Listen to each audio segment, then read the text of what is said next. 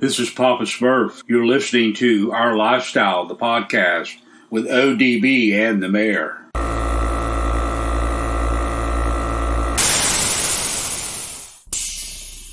Yo. It's Our Lifestyle, the podcast, episode 171. This one's titled Trendsetter with Doug DeBerti.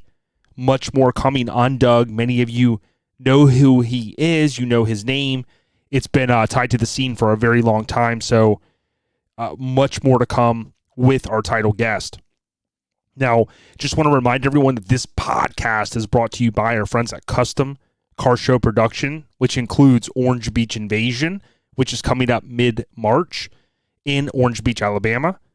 After Hours Car and Truck Show, that's May 16th in Mobile, Alabama. Scraping the Coast, which is June 26th to the 28th. And Bayou Showdown, which is November 21st through the 22nd in Slidell, Louisiana. We hope to see you guys out there at one of these custom car show production events. Now, in addition to Doug DeBerti, I'm hoping to sync up with a buddy, if you will, that I call, his name's Tyler Culver. And I've given him some shout outs in the past. He's on Instagram as Crew Bart Rod Rex Helltrack. It's a very long Instagram name. And you'll see a Ford Bronco in his profile.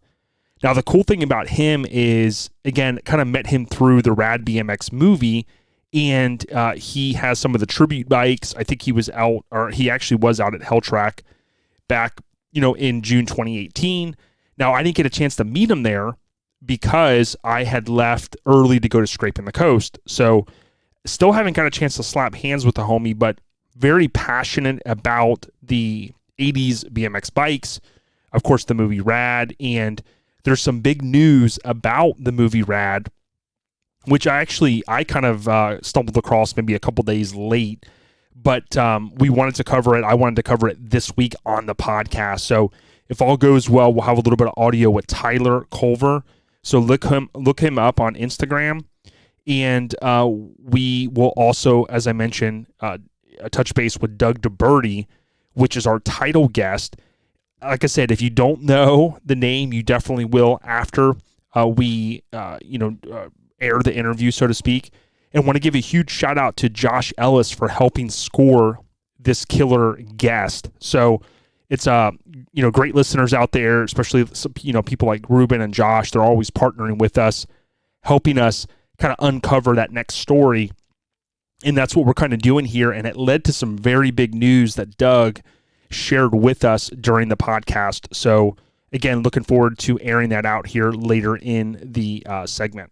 Now, as you can notice, Miggity Mike the Mayor, he's actually, we're not going to be able to sync up this week. So just trying to kind of get everything aligned. This week as well as next week are going to be kind of tight because one, After Hours is this weekend. That's the car and truck show that he's throwing at Quaker Steak and Lube. So hopefully we'll see you guys out there on Saturday evening. And then the following week, we're going to be driving to Conroe, Texas. So we've got to get that audio done early next week. The great thing is we pretty much already have our next 3 or 4 guests lined up. So that makes it a lot easier. And in some cases, we have the audio already done. So we'll basically get this audio out, of course, on Friday. Mike and I will record hopefully early next week, and then we'll have that ready for the trip to Conroe, Texas for Lone Star Throwdown. The following week after that, of course, we're going to be at Relaxin' on the Ranch. We talked about that show recently. You can find more information on Facebook or Instagram. Now, that's in, I'll call it Central Florida, and it's on the 29th of February. So we've got that show, then we're going to have one weekend off, and then we're going to be at Orange Beach Invasion. So a lot going on, but as you guys know, we're kind of committed to bringing a new episode every week when we can. So without Mike here, I can't really ask him what he liked about the last episode the most, so I'll kind of hit on it, give a quick overview of what I enjoyed, and it was a great episode. We had Corey on. Now, Corey's show is also this weekend. That's Mini Truck Showdown, and Corey had hinted that not only was there, those updates that he shared, but he hinted that the date was going to change for next year. So he's already planning in advance, 2021, and it looks like he's settled on a late June date.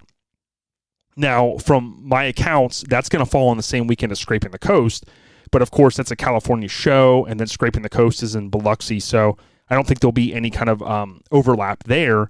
But just keep in mind, for 2021 Mini Truck Showdown, that is going to move from February, which is Valentine's Day weekend, as Mike knows. That's going to move over to end of June.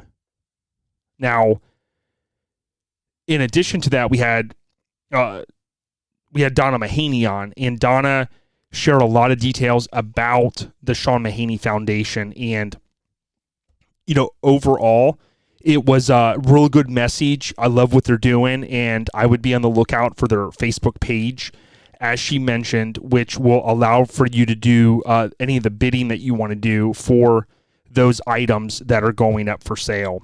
And we gave out the website, so highly suggest that if you go out to the Sean Mahaney or the Sean Co. website, you can go out there and buy shirts, pins, all kinds of different stickers, things like that. They even have some of the first, and I think it was the second annual car show shirts, and they were kind of marked down to like as low as $10. So get out there and support them. Love the message, and thanks to Sean Patrick, who was kind of there, I think, in the background, and then you had Donna Mahaney, Patrick, and then you had Corey. So go back if you haven't.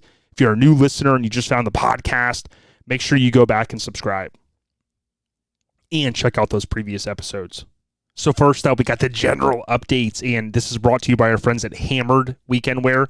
You can visit HAMMERD weekendwear.com and make a purchase. He is fresh off the two really kick-ass shirts, the East Coast, West Coast, with Graham Hancock's Nissan Titan Dually and Brandon Burrell's Cranberry. So get out there, HAMMERD weekendwear.com, and place an order. The homie will also be at Lone Star Throwdown. Yes, he's making the trek all the way from Oregon down. I think he's taking the Oregon Trail, supposedly. But if you're at Lone Star Throwdown, go by. You'll have an opportunity if you purchase something there, and then you come over to the Our Lifestyle, the podcast booth, and also purchase from us. We will have a ticket for you that you can put your name in for a drawing for a pretty cool prize. So more to come on that as we get closer to Lone Star Throwdown. But since Mike's not here, the general update that I have is finally making some progress on my 64 Lincoln. I've hinted the last couple of updates about the car. Of course, I do produce and co-host, or host, I should say, the Lincoln Addict podcast, which is that other podcast that I do talking about 60 era Lincolns. If you're into those, make sure you check it out. Same way you would find this podcast. Just search Lincoln Addict. But basically had an issue with the transmission right after Christmas. It was a fresh rebuild, so not sure exactly if it was some sort of user error in terms of the installation, or if it's a pump that was messing up in the trans, or what the deal is. But finally got a chance to have the transmission shop that rebuilt it, for them to accept taking the job, the car in at this point, because I'm like, I'm not taking this thing out. We already took it out twice, and hopefully we'll make some progress in the next week or so. Now, I had pre-registered for Lone Star Throwdown, speaking of that, and really I had hoped to be further along with the car so that I could trailer it out there and just kind of cruise it around and have something to enjoy. But it looks like, with the tight timeline, it's not going to leave me any time to really focus on some of the other things that have kind of just been put on the back burner because the car's not running and driving. So more to come on that. Hopefully I can maybe bring it to Orange Beach Invasion. We will see. But I know Mike has been working and waiting for those awesome updates that he keeps getting from ProFab on his Mazda. So much more to come there. But that's my general update for this week. Okay, next we got the podcast updates. This is brought to you by our friends at the West Coast Influence. We've said it time and time again. If you like mini trucks and you don't have the mini truck film part of your collection, go to minitruckfilm.com, where you can purchase the West Coast Influence. It's a documentary style DVD or Blu-ray. In that documentary style film, so to speak, details some of the infancy on how mini trucking was started as we know it. So Radar, who helps put on, of course, Lone Star Throwdown, he executive produced that, paid his own money, and would highly suggest that you go out there and support the homie. He also has a couple of custom Hot Wheels available, so get out there and support the real deal. It's minitruckfilm.com. Okay, so we basically shipped out the shirts, and we were super excited about the Cha-Ching pre-sale. We had kind of been working on that for some time, and you can imagine in the fourth quarter, graphic disorder, they're pretty busy. So what that meant was we had basically waited for our time slot to come up in January for the artwork to be finalized. And then within about a week of that, we said, hey, we're ready for the pre-sale. We wanted to basically have the apparel for Lone Star Throwdown, which it ended up coming early, and that allowed for us to get everything shipped out. So if you're planning to make a purchase and you're going to Lone Star Throwdown, some of you have taken advantage of the LST pickup code. I would highly suggest that you do that, because here's where we're at. If you guys are listening on day one, it's Friday. We're going to end up taking these shirts this weekend to Clearwater, just because, hey, we got to move what we have that will set us up for the next few. And that means if we sell out, or we sell a good amount of them, we're not going to have a lot for Texas. So if you want to lock in, you're going to be at LST in Conroe the following weekend.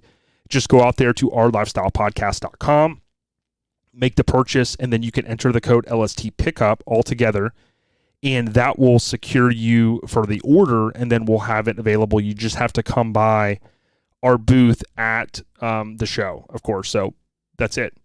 So more apparel to come. Obviously, we don't want to kind of flood the scene, so to speak, with all of our stuff, and we do have some other things in the works.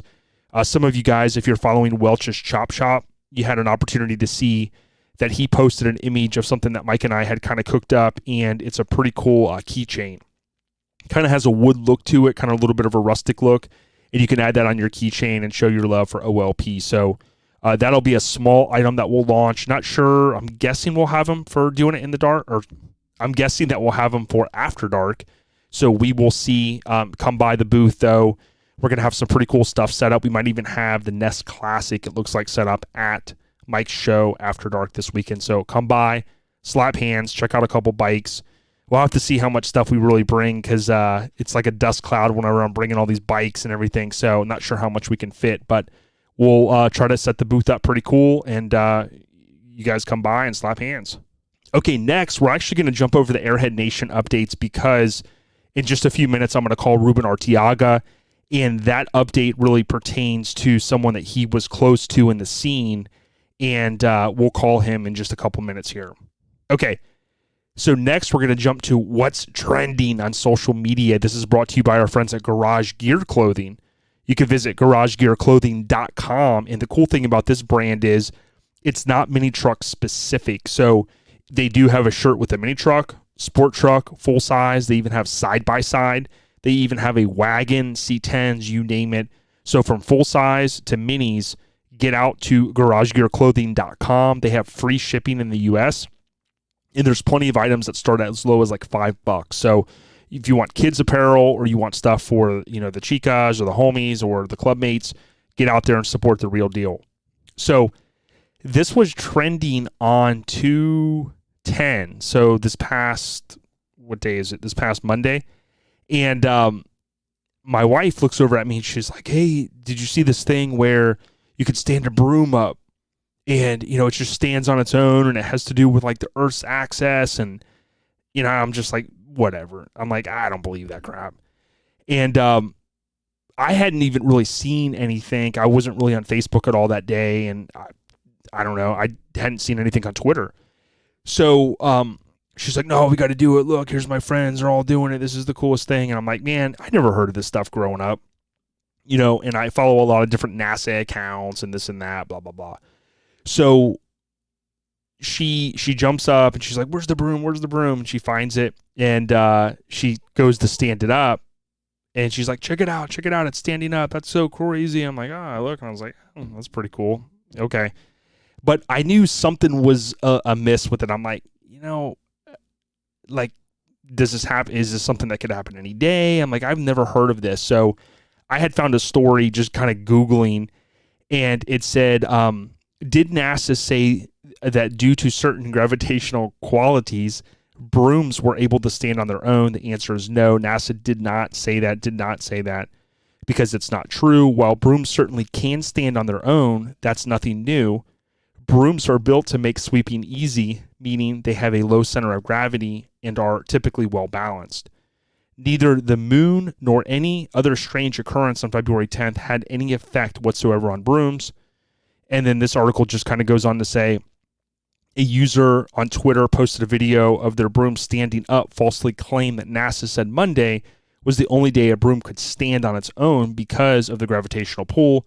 The video had been viewed more than 6 million times as of Tuesday morning, and the tweet had more than 250,000 likes.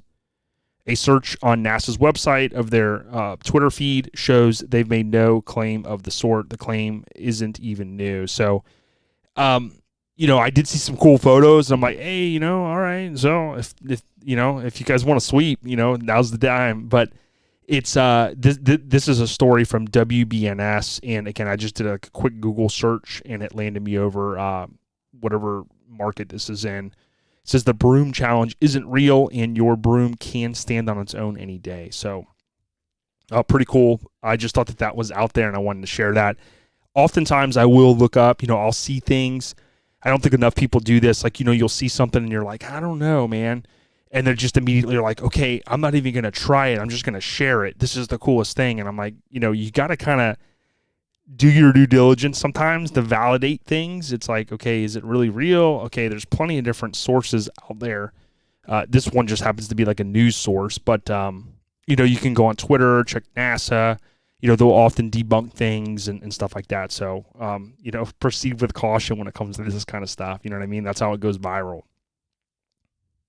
Okay, next we got the show schedule. This is brought to you by our friends at All Time Low Magazine. Don't forget to subscribe to OLP's official digital show calendar. So a lot of these dates are available right from our digital show calendar. You just have to go to ourlifestylepodcast.com. You want to click on the digital show calendar, and then you'll click here.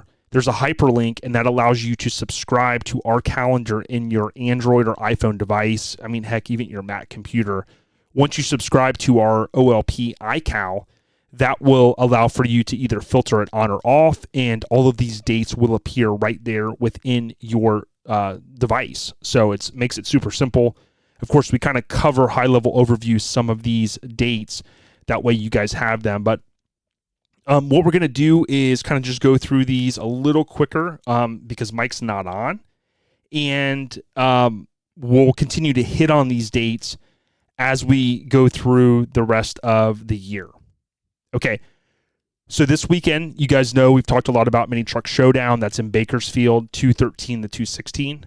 And then you have Mike's show, which is, as I mentioned earlier, in Clearwater. That's this Saturday. Lone Star Throwdown is a week later, the 21st through the 23rd. And then you have Relaxin' on the Ranch, which is February 29th. Again, that's in Central Florida. If you want more information on that show, just type in Relaxin' on the Ranch right on Facebook or Instagram, and boom, you'll have all the intel. Now, I was a little surprised. I typed in the address the other day, and I hadn't really mapped it out. And I thought, based upon some conversation that I had heard, that it was maybe a little closer. So I looked, and I think it's like an hour and 45-minute drive for me. So probably for us, I'll go out there early that day and then come back that evening. So we'll have to I'll play it by ear. Then 2 weeks later, we're going to have Orange Beach Invasion, which is one of our title sponsors with Custom Car Show Productions. That's in Orange Beach, Alabama, so it kind of makes it easy. Same name convention for the city as the show, and that's going down at the Wharf. So Mike and I talk a lot about this show, but it's a real great location. Bring the friends, bring the family out, and it's one of those where, like, once you park, if you stay at the Wharf, you don't have to move all weekend. So it's a great time. We hope to see you guys out there. Now, after that, you basically have Sparks in the Park, and you can go on Instagram and type in Sparks in the Park, and you'll see that pop up. Now, we are going to have a ton more information coming on this show, and I'm going to cover it with Mike next week. The DeCorvers do a great job. They attend a lot of shows. They're part of NC Florida. And this show is April 3rd through the 5th. So it's up there in the Panhandle in Niceville, Florida. You guys have heard us talk about the Mullet Festival Fairgrounds. We're in talks with them now to have a mullet contest. So mini truckers and mullets, they go hand in hand.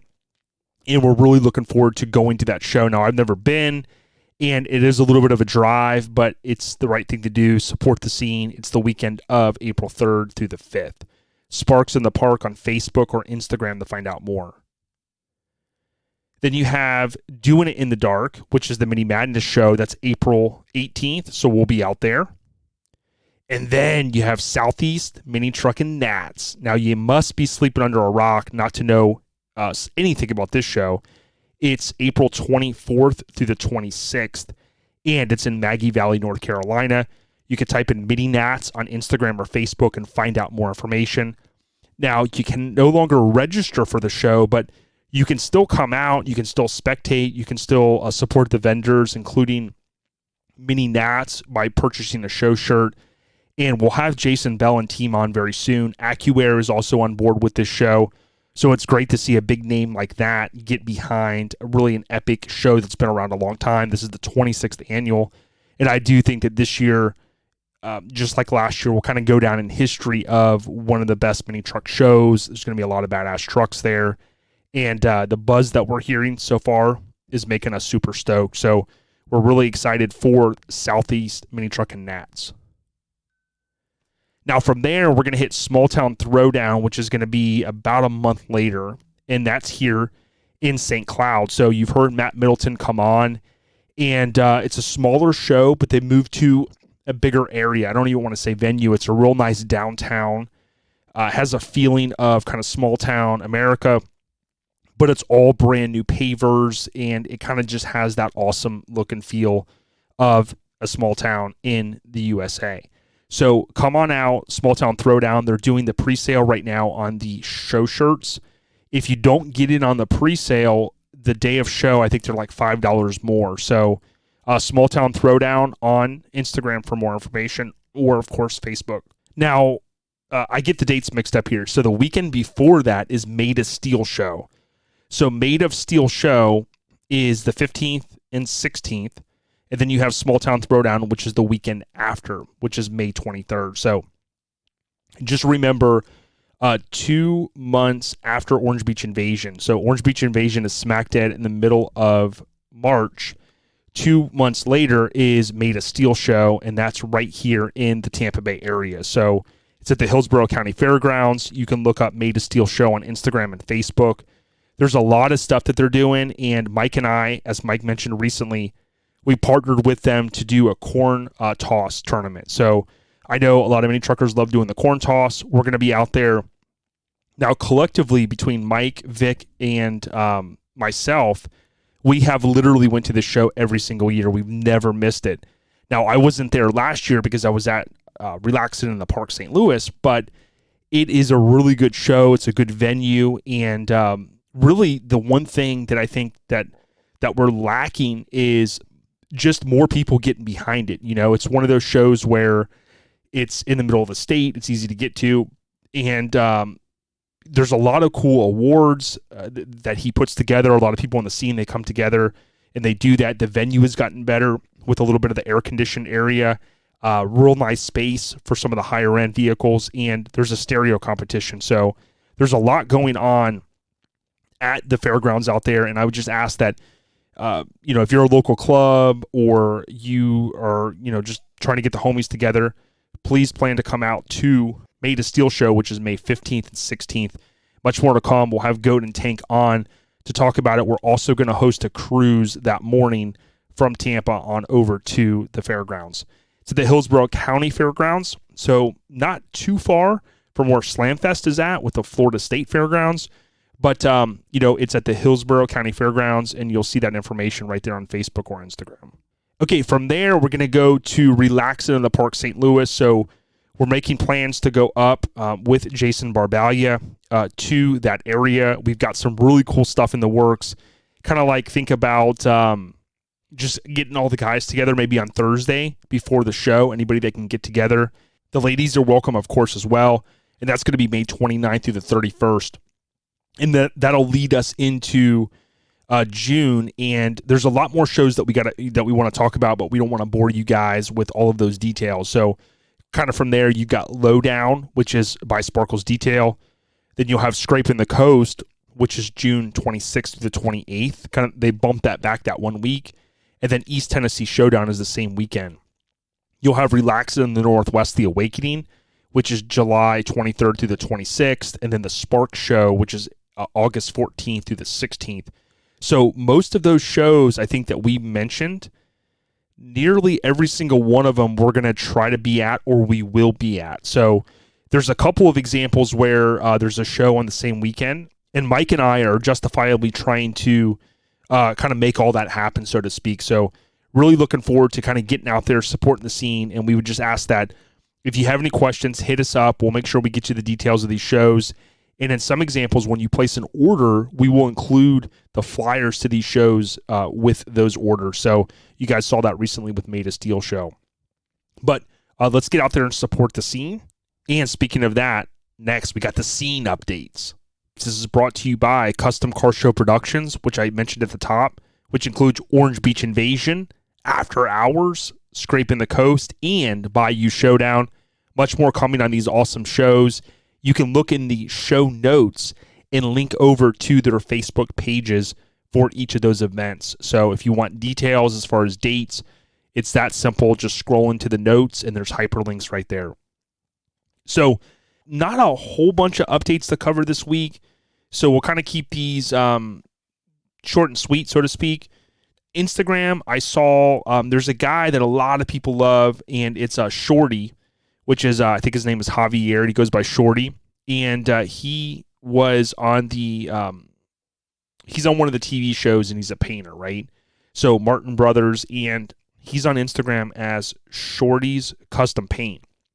He posted, what was it, about 2-minute video on IGTV, and he just kind of thanked everyone for all the support. And from what I gathered watching it, he was looking to leave the show and kind of come back to where his family lives there in the Dallas area. So big ups to him. He's a really humble guy. And I saw a couple of comments where people said, man, you're the cohesive guy that kind of pulls everyone together on that show. And I would definitely agree. I mean, he's one of the reasons why I watched it. There's a lot of talent in that shop and on that show, and they produce some really, really cool rides. But big ups to Shorty. Pretty cool that he mentioned he's kind of doing it for his family, so I can understand that. Now, Matt Daly, who's a former guest, we had him on from Scraping the Coast a couple years ago. Really kick-ass truck that was on the cover of All Time Low magazine. Speaking of ATL magazine, I wanted to mention, visit atlmagazine.com. That's where you go to order, and when you order the subscription, you can select what month you want it to start. So if you recently got a copy from a friend or someone bought you one or you bought yourself one, you could select when you want that subscription to begin. So pretty cool. atlmagazine.com. So Matt Daly, #1 on Instagram, he had posted, not how I wanted to spend my day, but definitely counting my blessings today. I got struck by lightning. And I was like, dude, at first I was thinking to myself, was he being serious, or, was it something else? Was it just like a routine type thing? But, looking at the comments, dude, it looks like the homie definitely was going through some stuff. He had a bunch of those little EKG type little monitor things stuck on him. And he said he was hella sore. So, and everybody said, hey, I hope you're okay. And he was making light of it. He said, just call me Flash. So big ups, man. Seriously. If you get struck by lightning, supposedly you got to play the lottery, man. So, whatever you got going on, I wish you all the luck. And but seriously, dude, hope you're good. Now, in addition to those two items, before I jump over to some of the items that we saved on Facebook, I wanted to mention that, Mike and I touched upon All Time Low magazine that recently came through. And what I would just continue to reinforce is that the quality of the magazine, the pages, I mean, there's the whole package is really, really, really on point. The show coverage, as an example, from Slamfest, I mean, you just see so many different rides. There's a lot of selection for everything from minis to full-size cars to dualies, so on and so forth. And there's just a good mix. So I would tell you this new cover, Clean and Classy, really kind of shows that it's not always a mini truck on the cover. They've done it before with the 65 Lincoln that I shot. They've done it here now with the 3100 Chevrolet. So great product. Go out there, support the seam, atlmagazine.com. And I also want to mention, if you guys kind of hear me cough a little bit, I'm a little bit still trying to kind of get over this cold. Like last week, basically on Tuesday, luckily Mike and I had recorded, I think on Monday, and Tuesday evening last week, I came down with kind of a wicked cold. I think it happens every year to me this time. It was a mix of bronchitis, and then I think I had a strain of the flu that wasn't covered by whatever flu shot I got. So basically Tuesday evening all the way into the weekend, I was pretty much like out of commission, and I'm pretty much almost back to 100%. Just still have this little lingering cough. You can kind of hear me a little bit pause there, so definitely apologize for that. So next, you had the new street trucks arrive, and Chris and Nicole do a fantastic job of taking the cover, and they put it on their website, and you have to click and you can view it, and it kind of shows you each of those what features are going to be in there, what are the events, so on and so forth. And with this one, it's really special for us in Florida because you basically have James Graham, a.k.a. Jimmy, and Jimmy obviously loves his Nissans, going back to the hard body with the Frontier front end that graced the cover of Street Trucks 17 years ago next month. I think it was March of 2003. So that's, he's no stranger to building really badass stuff. And this truck was one that was his personal truck. Before it was a dually, it was just, dare I say, just a regular Nissan brand new truck. And he had, bagged it. It was, some will remember, it was in Sport Truck magazine, and it had a different rendering. He had some different plans for it at the time. And then, of course, he was famously, nudged into, man, you should make it a dually, and he did. And I had an opportunity to ride in this truck many times, being over at a shop, and he kind of took a first approach with the bed, and he said, you know what, I'm going to do it different. And many of you guys saw it driving when it was white, and it was kind of like, I think, a primer on the bed, and the cab was, the factory paint. Always, a staple throughout the U.S. You may have seen it at Lone Star Throwdown in the past. I mean, he took this truck to a lot of places, and now it's finished. The sad thing was that Jimmy decided to sell it, but it was a good thing too, because where he was at that point, he puts his customers' rides first, and he'll tell any customer that. And that put him in a position where he just didn't have the time to finish it. So when Graham picked this truck up, Graham basically, was excited because he's like, man, I have this really, really, really nice truck. And I knew that Graham wanted to kind of put it over the edge and not just, leave it the way it was. He really wanted to put his spin on it and finalize it. And that's what he did. So he had gotten the interior done. You guys, had seen that before. I think it was at Forbidden, and the interior was done. And that's also written about, of course, in this article that was shot by Brian Good. And he also did the write-up on it. But right before Slamfest, he had picked it up, and Cal Concepts had painted it. So Air Syndicate / Cal Concepts, they laid down, some awesome base coat and the graphics, and really put the icing on the cake. And some of us kind of knew that, hey, it's going to end up on the cover because it's that nice of a truck, and it sure enough did. So what I would do is I would tell you, if you don't have a subscription to Street Trucks, go out there. You could just Google Street Trucks. I think it will land you on like streettrucksmagazine.com or something like that. And once you subscribe, these, I want to say it's anywhere from like $25 to $35. You can get like a year or maybe even 2 full years. That's a lot of content. So, I mean, subscribe for 2 years, you lock in, and you'll get 24 issues. And then there's also a deal where you can lock in for like the C10 Builder's Guide and some of those other, quarterly magazines, if you will. I think some of them they put out quarterly now. So just know that, I mean, you get a great product here with this national publication. And when you look at the team and you flip into the table of contents there, you see all the contributors from Brian Good and many others. So keep doing what you guys are doing. There's also on page 102, there's a mini truck, which is the Chevy Love, and Brian also shot that truck. And it has a cool title, Makin' LUV, so Makin' Love. It is a killer truck. You'll see a photo on how it was originally found, and I would just, again, tell you, get out there, support the real deal, love some Street Trucks magazine. Don't forget, I also write a monthly column in here, and I'm gracious for that, and you'll see that towards the back on page 123, Mr. ODB, myself. So thanks, Chris, Nicole, and the whole team for what you guys do. You guys put out a killer magazine. Okay, a few more updates. So I saw Rob Rodell. Many of the old school mini truckers know his name, and he has been posting in the mini truck / car club in the 80s and 90s.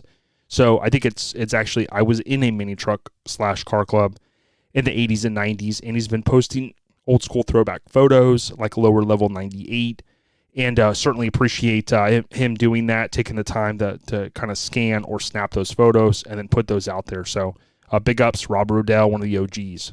So this next update was with Heavy Hearts. There's a guy in our scene that many know, especially in South Florida. His name is Rob Seeley. And Rob's, I believe I have this right here, Rob's mother passed away. And I'm sure it's not an easy thing. I know it's not an easy thing. And I just wish you, Rob, all the best from Mike and I and everyone here kind of collectively as OLP. Definitely, this is a tough thing, and if you go out and you search Rob Seeley, that's Ceely on Facebook, you'll probably land here where there's a link over to the obituary, and it looks like it's like STRUNK, Strunk Funeral Home, and her name was Brenda Jean Folds, and then it's ASAFAYLO. So January 23rd, 43 to February 5th, 2020. Rest in peace. Okay, next, we've got Eddie Gordy, and he's dialing in his interior, it looks like in his Mazda B2200, and he's going to be at LST 2020, so he's hashtagged it Relaxed Atmosphere, Nation's Finest, Dallas Interiors, and man, this interior looks so nice. Love to see the Mazda's killing it, one of my favorite trucks of all time, and I can't wait to see it. Now, Rob Rodell also, I had saved this. He also he had shared a bunch of Texas 98 photos. So Texas Heatwave 98, I should say. And again, pretty cool that he's sharing those old school photos. There were some of Tim's full size in there, which is the yellow truck. And, I always get it mixed up. Todd. I think it was Todd's full size, I think technically at the time. But Todd even chimed in and said, thanks for posting them. So pretty cool stuff there. And again, love seeing the old school photos. And those were, I think, the main updates that I was going to share. Again, just trying to keep them a little bit more streamlined as we move ahead. And I'll cover the industry updates, and then we'll give Ruben a call. So the industry updates are brought to you by Feltham Fabrications. You could follow FELTHAM_fab on Instagram for more. He does all the graphics on our awards that we hand out here at some of the shows that partner with us. So if you're looking to maybe have a custom Yeti style cup painted, or you want to have graphics added to your vehicle, you could follow Feltham_fab. He'll also be out at Mike's show this weekend if you want to slap hands with him. He's done stuff for Josh Ellis and many others, and he will replicate iconic graphics on a cup as well. So he does a really good job. But these few industry updates that we have here, this one was on motornumber1.com, and it kind of alluded that the Chevy 2021 pickups are going to have similar interiors to the SUVs that we're accustomed to seeing, like with the Tahoes and Suburbans and stuff like that. So the title is New Chevy GMC Truck Interiors Will Be Similar to 2021 SUVs Report. So just the gist of this, kind of reading through everything, it says people want nicer interiors, and we know that. And we've seen that, when you get in a real plush car or vehicle, you're like, damn, this is nice. So obviously the trends have continued to go towards that. And I think if you look at the sales numbers, which we covered recently, when you go to like GM Authority, there's they do a good job of breaking it down. The Ram trucks, not Dodge Rams, the Ram trucks, they have been killing it. And I think a big reason for that is the sick interiors. Like we've seen it on Cranberry. And then of course, Jimmy has done several of those Ram trucks as well. And I think there's some more coming, but with Cranberry, that badass truck that Brandon Burrell owns, you get a chance to see just a really, really badass, interior. So, big ups, and it's a Brandon for getting his truck dialed in, and can't wait to see that thing here in person. Okay, this was a cool update. It was on the DuPont Registry, so blog.dupontregistry.com. James Hetfield collection opens at the Peterson Museum. So, this guy from Metallica, he has some unbelievable cars. I know he's partnered with Rick Dorr in the past. So pretty cool thing out there. He even gives a shout out, I think, in the video that's out there to Rick Dorr, which he's on Instagram. Next update is ELECTREK, like electric. .co, and GM appoints LeBron James as the GMC Hummer EV pitchman in the Super Bowl. Mike and I didn't get to this in the past, but very kind of curious to see. It looks like GM's bringing back the Hummer. Many of us knew, of that vehicle, and it was real popular when it first came out. Of course, it had the H2, and then now it looks like it's going to be an electric EV. So more to come on that. I don't remember exactly seeing the commercial, but I think it probably looks better than the Cybertruck. And then last but not least, GMAuthority.com, they had mentioned, and again, this is one that we didn't get to the last week or so, the 2021 Cadillac Escalade had leaked just before its debut, and I want to say that it was going to be debuted like on a weeknight, like Tuesday at 9 p.m. last week. So, quickly the internet wins. I know Dave Schulman had already gotten a rendering from someone, or someone whipped something up quick, and he had posted it in, he had named it Diamond Hauler. So he was kind of, I think testing the water to see, hey, is there anyone out there that knows someone at Cadillac? Man, I'd love to build one of these for SEMA this year. So I'd imagine that this is going to be, over the next couple of years, you're going to see a couple of these. I wouldn't say a good amount of them because they're definitely high end. But knowing Schulman with Lincoln Navigator, would not be surprised to see if he brings something like that out. Okay, as promised, we're going to call Ruben Arteaga now, and then we're going to check in with him about the loss of his friend. Yo, so as I mentioned, we got Ruben on. Now, this is the Airhead Nation updates brought to you by Colorado Custom with noass.com to find out more information on their wheels, or you could follow them, CC Cycle Wheels, on Instagram. But Ruben, man, I hope all is well. Just wanted to kind of segment in because I know this isn't an easy subject. Basically, had a guy that's always looking out for us here on the podcast. He had reached out, and I had not yet been on Facebook. So, in this world where news travels fast, Clifford James had said, this is one of Ruben's homies. You might, if you haven't seen this, hit him up. And so, dude, I guess it's, someone you knew passed away, and I'm sorry to hear that, man. Thanks, Jared. And thanks for having me on. Yeah, Michael Cox.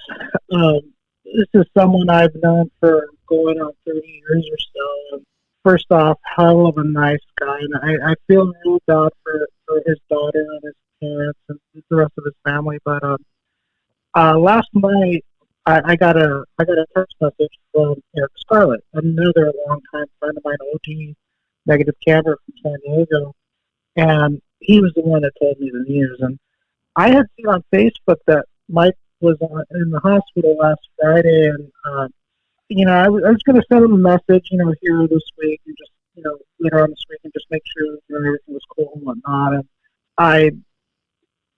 then I hear the news that he passed, and I don't know a lot of the details to it or anything, but it's just, dude, it fucking sucks, man. This is somebody not only was he a friend, and I met him in the scene way back before social media and whatnot, and but he worked on both of my Toyotas. He did a little interior work on the extra cab, and he did the full interior and audio system on the white truck.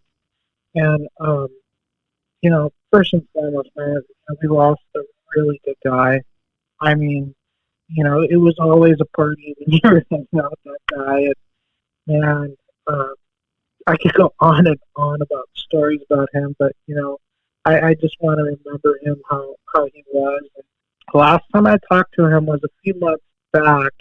He had called me about some Toyota stuff, and I don't know if I helped him or what, but it was kind of good to talk to him. And I had seen him. One of the last times I did see him was at John Carlson's memorial, and then I want to say I saw him later at the LA Roadster show. But I'm kind of at a loss for words, man. The whole day. I mean, I didn't sleep all that well last night thinking about it, and this whole day has kind of been crazy for me. Just kind of going through the motions and stuff. Like I said, I wasn't really close with him. But he was 6 months younger than I was.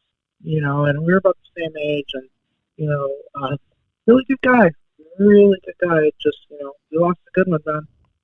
Yeah, and like you said, you grew up in the same era. You guys were into mini trucks. Clifford, James had mentioned, and I think you even mentioned this to me too. Didn't he own, or so was he at like Professional Auto Sound and Security or something like that? He was the owner. That was his stereo shop up in Agoura Hills. And at back in those days, the early to mid '90s, let's just say the whole decade. I mean, you couldn't open a mini initiate a mini truck and not something that he worked on. Yep. I mean, countless vehicles that he worked on, and I know he had a hot rod store. He was building cars for people out in the valley, but yeah, that was him.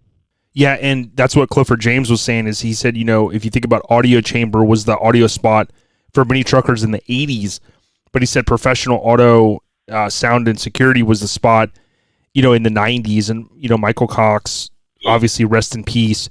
He had sent a couple of images. And now, did you happen to see, and well, first, before I say that, definitely want to give condolences, as Ruben did there, to his family and any kids that he had and his mom and just close family, because it's, you start getting to our age. Ruben and I talk about this sometimes, but, you get to like, dare I say midlife, but 40s, and when you start losing homies, it's not easy. So rest in peace to him. But from what the screenshot that I received, his brother Nathan had posted something there on his Facebook. On I think like he posted it on Michael's Facebook wall, and wasn't sure if you had that, but I can read some of it here, Ruben. Go ahead. He says, this is Michael's brother, Nathan. I have some very bad news. I am so sorry for you to learn this in this way. Our dear Michael's health took an unexpected downturn last night. The doctors fought hard to stabilize him, but his heart and lungs were just too compromised to recover. They did everything they could, but he did not survive. As you can imagine, we were all devastated. We are going to miss him so much. And then he kind of goes on to say towards the end, I'm sorry to bring you such terrible news. Love and light to you all. And he said, please post photos of your experience with Michael, and please share your memories with us and each other. So, in the world we live in with kind of Facebook, there's people that will kind of make those asks. So if you guys have older photos and things like that, or if you knew Michael or you knew of his trucks and things like that, and you've got some cool photos, go out to Michael, just how it sounds, Cox, C-O-X, and share some of those on Facebook. I'm sure that they would appreciate that. But Ruben, speaking of, the man, right? I mean, he was a guy that was passionate about audio and things like that and vehicles and stuff. And I know that you had kind of given me a rundown of a few of the vehicles he had built, like iconic mini trucks, Right. He had the white Mazda with the reverse belts with the little mini crotch rocket that was painted to go along with it. And I would still get them when I had a Toyota before the topper went on it. And, it was always, the people that we showed it to, all of us, there was no animosity, there was no secret. I mean, it was always, hey, good job, I'll get you next week, whatnot. And, he was always like that. And, he had that, had a Peach hard body, but I believe it was a cover truck. I think the Mazda was a feature, if I remember right. I mean, I'm sure somebody will correct me if I'm wrong. But, he had the hard body, and then there was a maroon two-door 4Runner going around on 44 Smurfers that he had that thing for a while. And, I mean, he always had something. The guy was always, of course, you have a shop that's successful, you're going to have, have the toys, but, he larger than life, man. I mean, that's how I remember him. Yeah, so, thanks for coming on and just talking a little bit about someone that you knew, someone you'd call, a colleague, a brother. It looked like back when he had the hard body that was kind of that goldish color, that also had, I think, the RA logo on it. So he was an RA member, right? Just to be clear. Right, he was a famous member back in the day. Yeah, if my memory, I want to say he started Art of Noise, and then at some point he kind of stepped away from it, and he came over to us, and he brought a bunch of people over from the valley with him, and he was a relaxed atmosphere brother. Got it. Yeah, and it kind of it's one of those things where like we we're trying to do what we can to document the mini truck history and things like that, because we are all getting not getting any younger, and we've seen people like, we just had Donna on, we lost Sean Mahaney, now we've lost Michael Cox, and there's others out there, right? And you guys know we try to pay homage with those dates, and we have those in our calendar, and from the Lori Starlings and Courtney Hollowells and so many, and even some of the smaller names. We want to keep those kind of legacies alive. Brad Lang was Certize Las Vegas, things like that. I mean, there's a lot of guys out there that they contributed a lot and they helped build the scene that we all love and enjoy. And it's just the right thing to do to give credit to these guys that really kind of paved the way, so to speak. So, yeah, Ruben, just keep us in the loop if there's anything the family's asking for, or I think right now the main thing I've seen is, hey, if you got some old photos, maybe the trucks and things like that might bring some memories back for his brother Nathan or others, get out there on his Facebook page. Even if you go to our page, our group, Airhead Nation, we'll get a thread going, and then we can maybe get some of those photos over to them. So we'll just do what's right. But yeah, Ruben, it's a tough thing, man.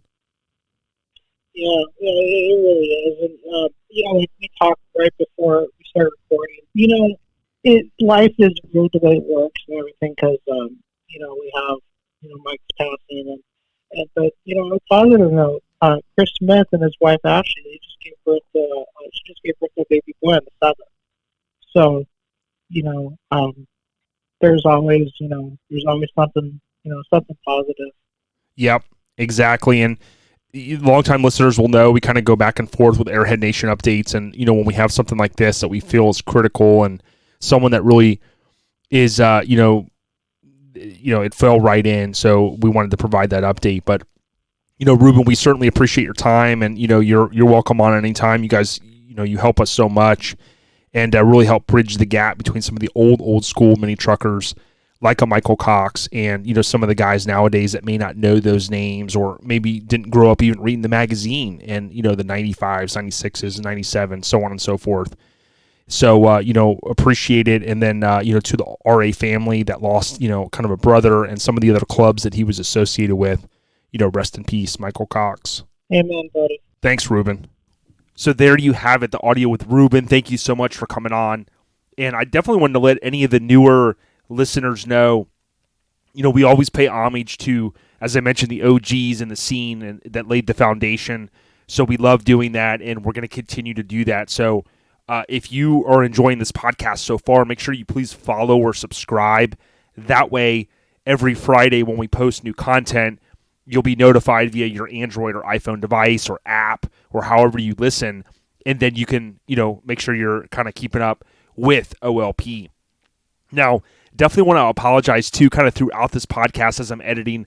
I kind of felt like my energy was a little bit low, and a lot of that has to do with coming off of just being a little under the weather last week, and then feeling about 90-95% over the weekend, and then boom, just allergy stuff going on. So you kind of hear me, I'm kind of coughing a little bit here and there and trying to edit those out and just make it clean audio overall. But going back to what Ruben and I just had spoke about, if you go onto Facebook and type in Michael Cox, just how it sounds, C-O-X, you'll see right there on his wall, his Facebook is not private, so you'll see some of the posts from people.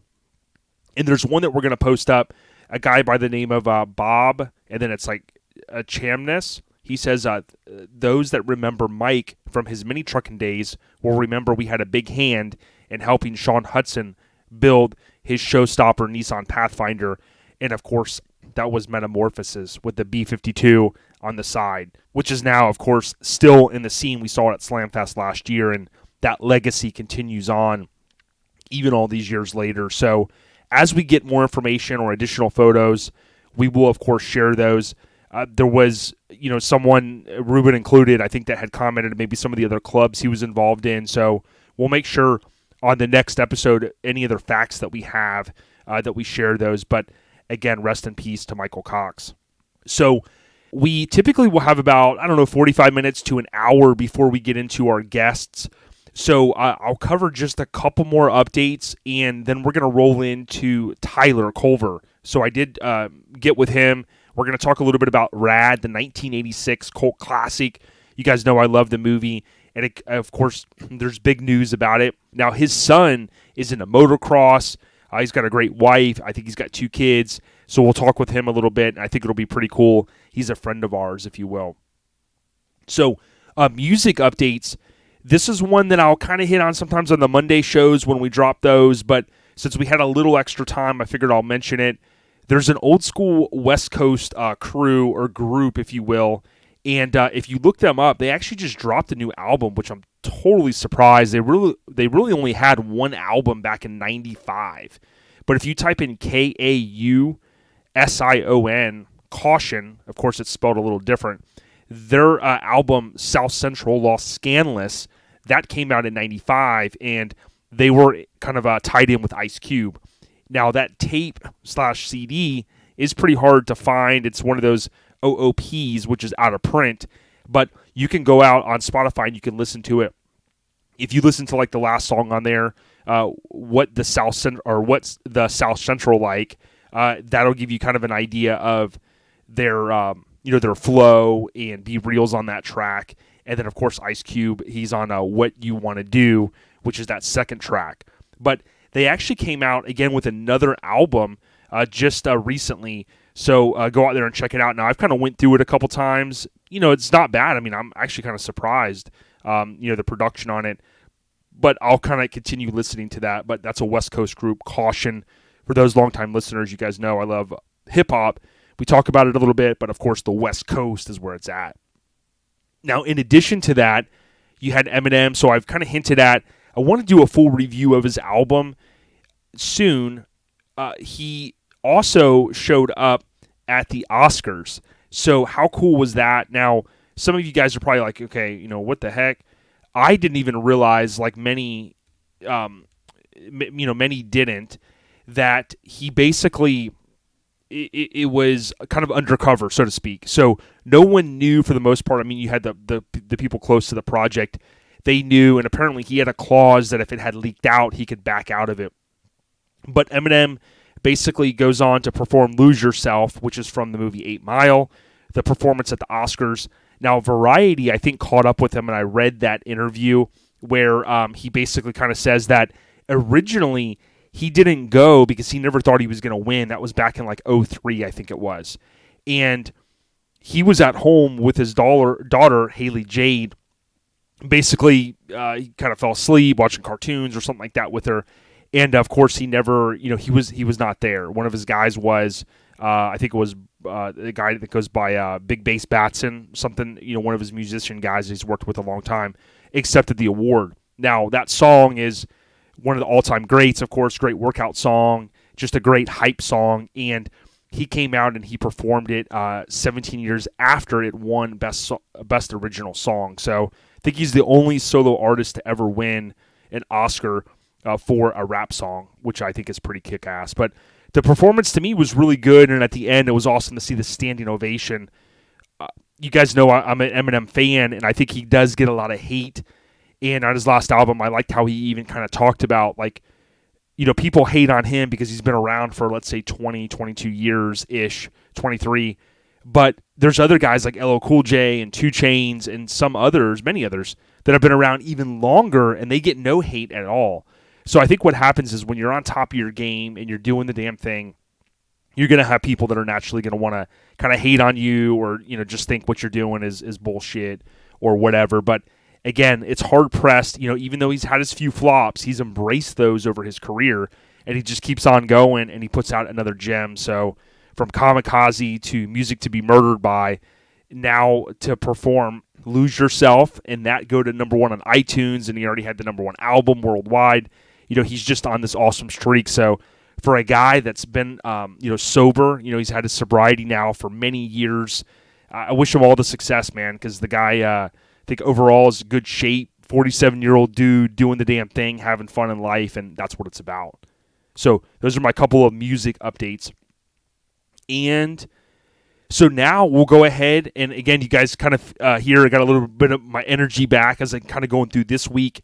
We'll go ahead and get to the audio with the big homie Tyler, and then we'll roll into DeBerti. It's definitely an awesome interview. Thank you so much, Doug. So we had Doug DeBerti, and then his son Brad does come in towards the end and kind of says a couple cool things. But both of these guys are hard-working dudes. His son is an up-and-comer, and he's just, you know, wish him all the success. You guys stay tuned to OLP. We've got the next couple episodes already lined up. You guys will be rolling to Lone Star Throwdown in about a week. So, you know, make sure you tune in. We're going to have a cool interview next week. Should be with Frank from Custom Life. And then the following one, we pretty much have in the bag, but don't want to share the name yet. So we'll kind of see how that works out. But overall, we got the pedal stomped. We hope that you guys do too. Enjoy the weekend and stay on the rise. Gotcha.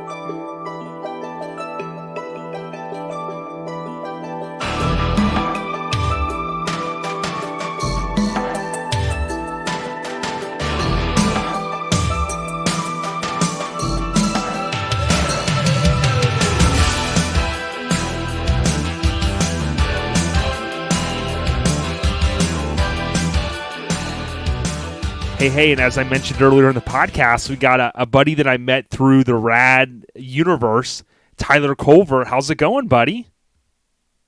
Great, man. I'm real excited to talk to you and, you know, give you some info if you need me. If not, we'll just shoot it, you know? Yeah, for sure, man. It's what's crazy is that this Rad universe, the listeners know that, you know, I'll hit upon the movie, and a couple years ago we crossed paths almost when I was out in Midlow, we'll call it, for the Hell Track event. And I just wanted you kind of maybe just introduce yourself and, you know, how did you get involved, like, just with loving the movie Rad?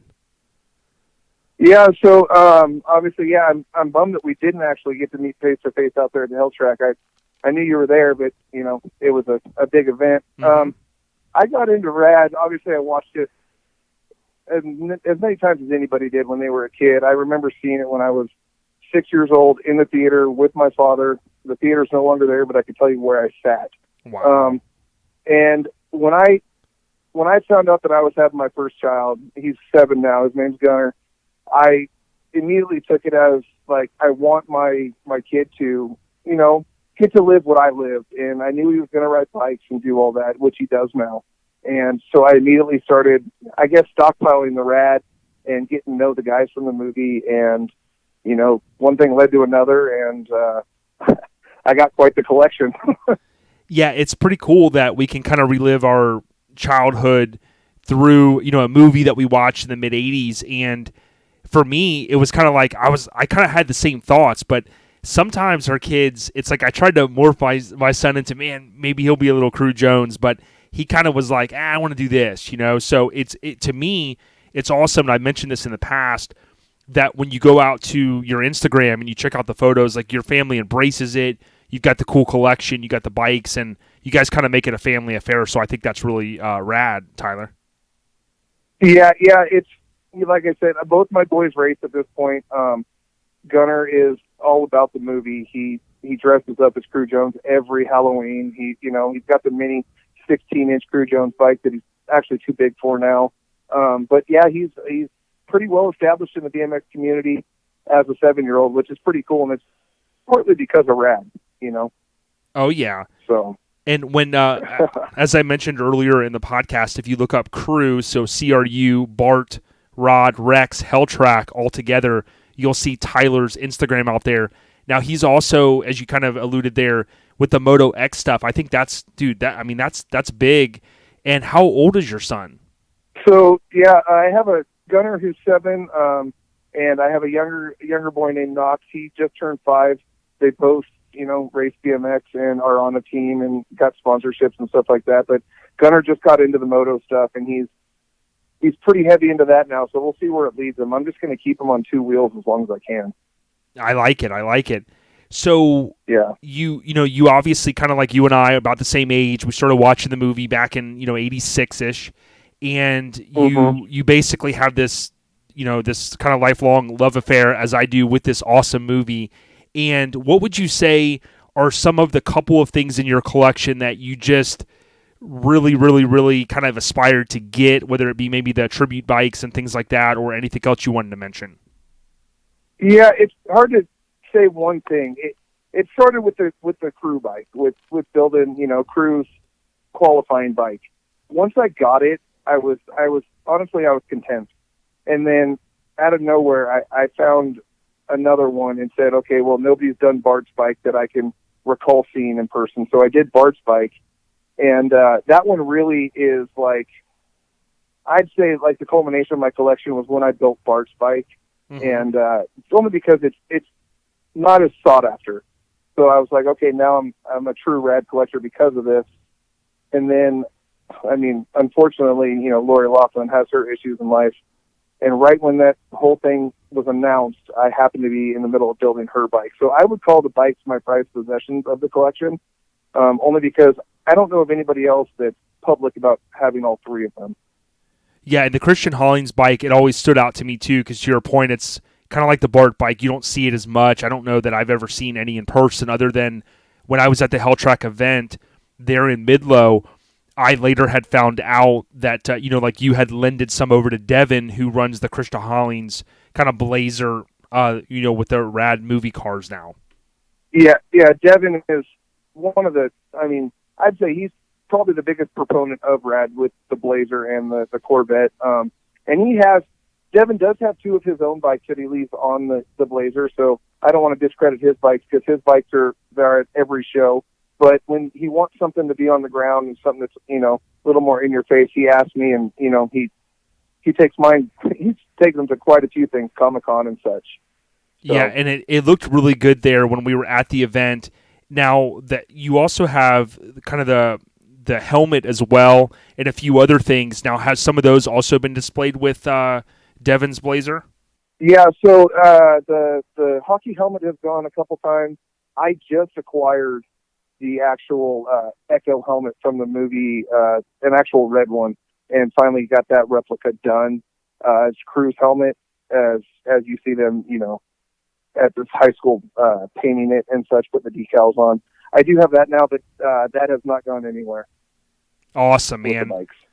So yeah, I would tell the listeners, go out there if you are, intrigued at all by the Rad kind of movement, so to speak. There's the group on Facebook, which we'll talk about in a second. It's Rad : the movie collection, and then you also have Devin, who we were talking about a moment ago, Rad Racing Movie Cars. That's on Instagram, and then I gave out Tyler's Instagram. You can go check his out. So there's kind of this.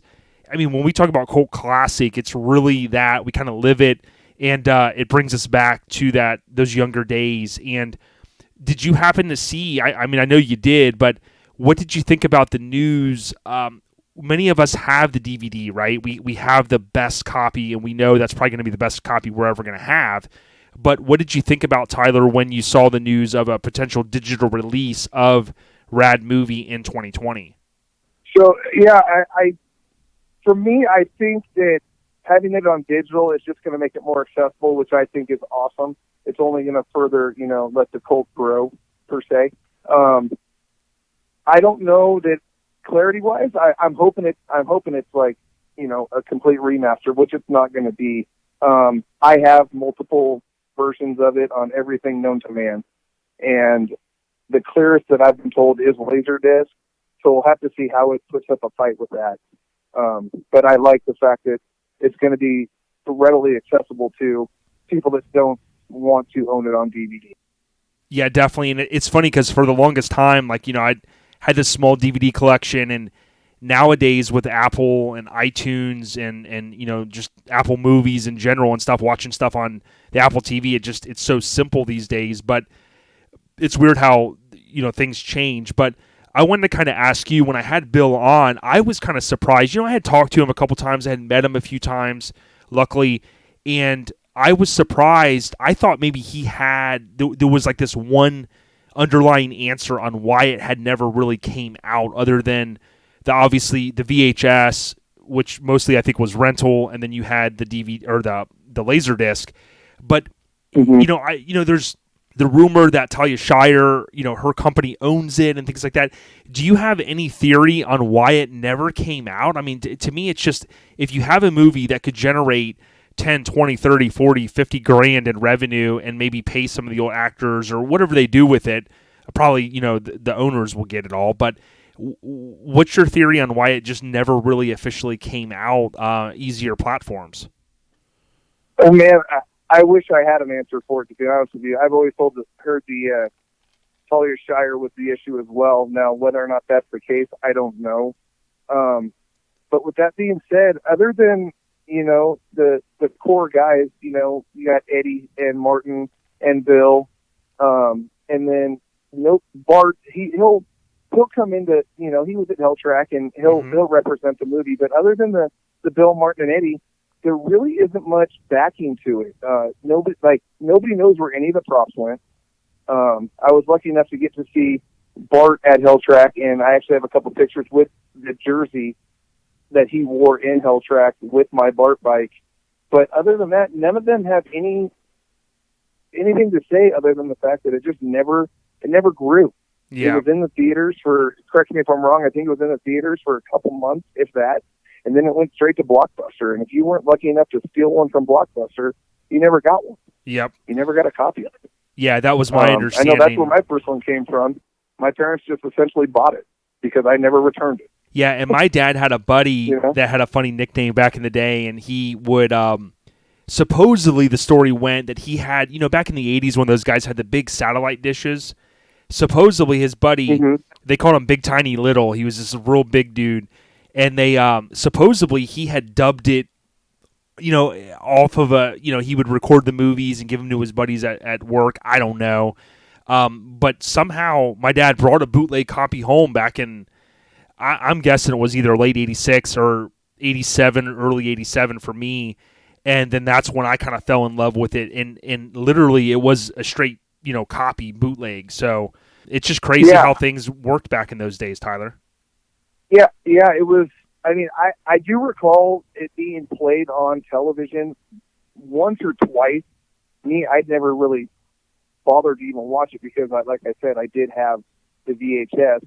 I know it aired in Canada a few times, and I know that Bill's got a copy of it that has some deleted scenes, which I have not been able to link up with him to see it. And it's the one thing I need to see. I feel like I'm left out on something. Right. But there is there is something out there that's being hidden from us, and I need to see it.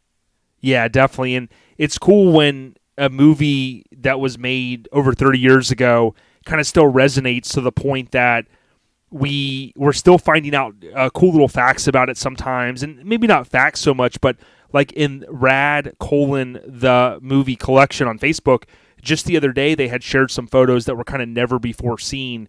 And I thought that was cool because there's still people, and there was even someone that came through and said, yeah, I was an extra in the movie. And of course they were like, oh my gosh, you know, direct message us. We want to find out, you know, more information, what scene, that type of thing. So to me, that kind of stuff is cool that even all these years later, we're still learning little things here and there.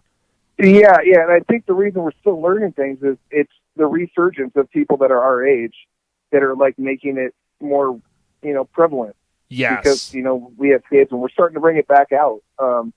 I don't think it'll ever die, to be honest with you. I think it's going to be hard to live up to as far as BMX movie standards go. Everybody always tries to, bring in the BMX bandits and whatnot, but that's not the same thing. Yeah, it's not. And I think I've said this before too. Just with the music, the way it starts, the colors of the 80s with the uniforms and just the bikes, and it literally captured, movies do this all the time. They capture that time period, and it really, really does just capture that time period. And a lot of us, like Bill has said, if you were maybe 7 to 10 years oldish, around that time that movie came out, it just resonated with us, and boom, 30 years later, we're still, talking about it. It's pretty crazy. Yeah. Not only talking about it, shoot, my kids, there's not a day that goes by where, we have those Amazon Alexas in our house now, and it's on there. So they just walk by and say, hey, play the Rad soundtrack, and it's playing in my house 24/7. That's awesome, dude. Like as long as our kids are, around it, I think that it will, I hope it lives, it lives on. Yeah, I think that it will. And I think, to your point, our discussion earlier with the resurgence of, even if it comes out on digital, maybe it'll make it a little bit more accessible for people because, not everyone's as hardcore as we are taking a Blu-ray or ripping it or a DVD, so to speak. But I would tell everyone that, talking to Tyler, that if you go out, if you're, people ask me this all the time, but if you go on eBay and you search for the copy, there's, that's the best copy that you're probably going to get. The guy, I think, still has a website. It was used to be like Rad-DVD or something like that. But, the website was like $30 and it was the same guy, or $25, and it's the same guy that I found on eBay, and that's the best copy I've seen. Yeah, and if you don't want a copy, you can always find it on Facebook. Somebody's always posting it up to where you can watch it in its entirety on your phone, at worst case scenario.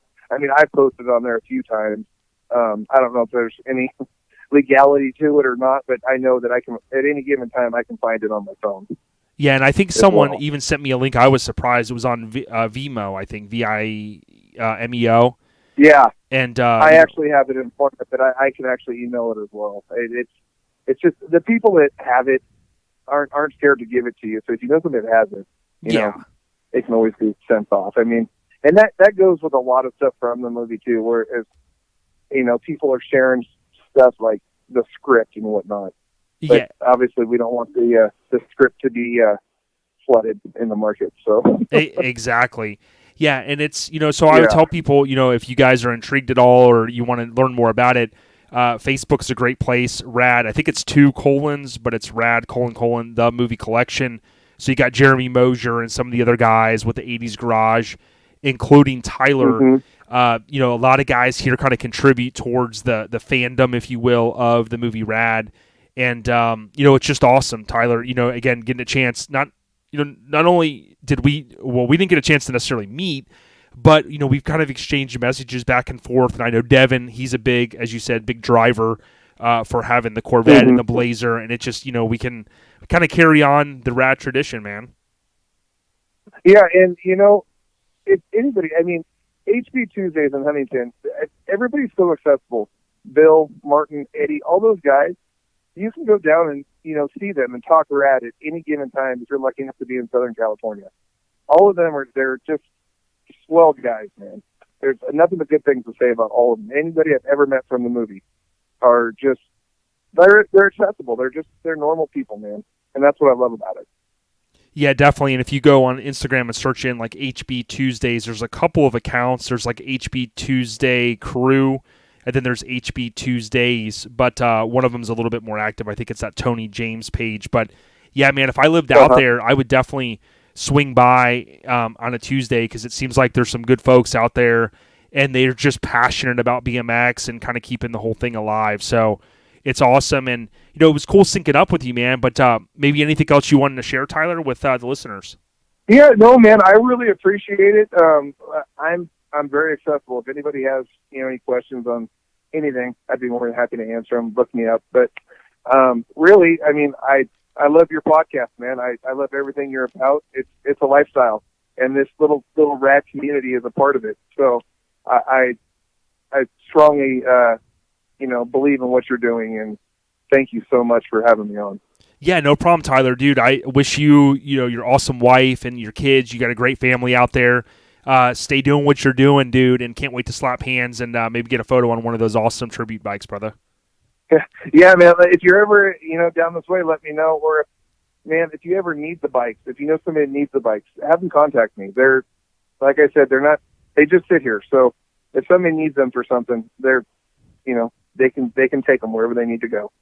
That's awesome, brother. Well, like I said, get out there, check them out on Instagram, and dude, I wish you all the best, and we'll stay in contact. You got my number now, Tyler. Yes, sir, man. Thank you for having me, and have a great night. Airhead Nation, we're on to the last interview.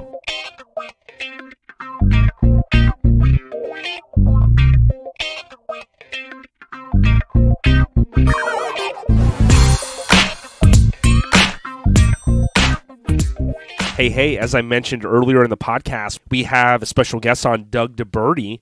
And Doug, we wanted to welcome you to the podcast. How you doing, man? Man, I'm doing good, Jason. Thanks for having me on.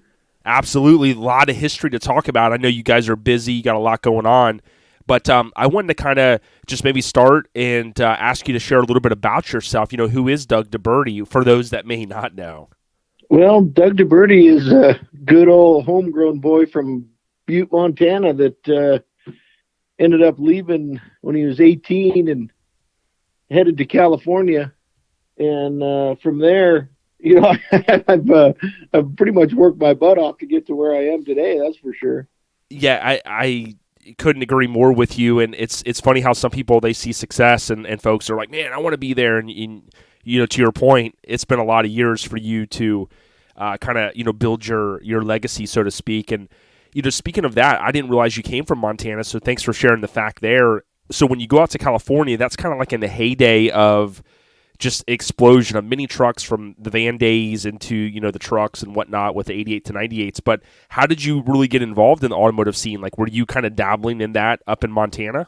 Yeah, a little bit. I started off because we were pretty dang poor, and my grandfather knew the guy at the dump, if you could imagine that. So Right. My heyday is we'd head out to the dump on Saturday, and we'd get a rummage through stuff, and the things people throw away it was enough for me and my gramps to literally build bicycles, and we'd bring it home and we'd piece them together. So when I got to California, I had a 59 Chevy truck that I bought for $200 right before I left. Uh-huh. And, my pops was saying, that thing ain't going to make it, kid. And I'm thinking, I drive the thing every day and it doesn't break down. So that's when I showed up in Cali. And of course, my love for cars was always a Lamborghini. I don't know why that car stuck out in my mind, but man, that car I think that's what gave me so much incentive in the automotive. And I built a lot of models, little model cars that I'd flame, and I'd use string for the spark plug wires, and just really get them detailed at a young age. Wow. And so once we got to Cali, of course, I'm used to cattle country, and here I show up in this place that has got every nice car imaginable to man. I mean, it's like, holy cow. But I had $700, and that was it. And I ended up working in the oil field. Actually, I ended up flipping burgers at a bowling alley. Really? That was my first job in Cali, yeah.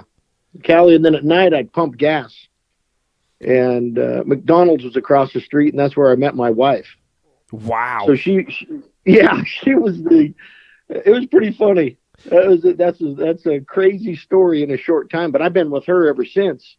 That's awesome. And, a lot of times we've heard these success stories from actors that move out to Hollywood, and they go out there in a van, and, they have this dream. But it almost seemed like when you went out there, like, did you kind of have a plan, or were you just like, look, I want to get closer to the automotive craziness of California?